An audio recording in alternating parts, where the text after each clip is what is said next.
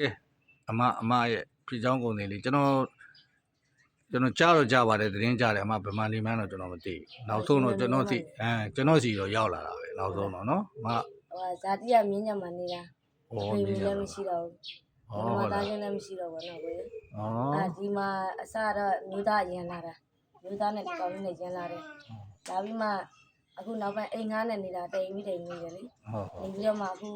မျိုးသားထားကြ3-4လလောက်ရှိထားကြတော့သားသမီးနဲ့ဆင်မပြေလို့အဲ့မှာအိမ်ငားအခုကျတော့တော်တော်ပလုံကောက်တာပလုံကောက်တယ်ဟုတ်တုံးလေးလေးကောက်တယ်ဟုတ်ကဲ့အဲ့ဒါနဲ့အခုစောက်ပြီးအခုရတယ်နော်စောက်ပြီးရင်ရတယ်ဒါပေမဲ့ဟိုကျွန်တော်မှဖန်တီးရမှာပေါ့နော်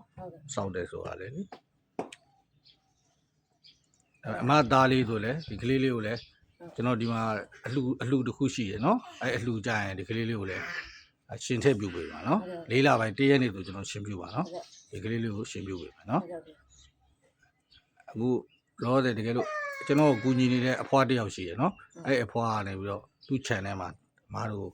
စင်ပြေလိုက်ကြည့်လိုက်ပေါ့မတို့အစင်ပြေနေ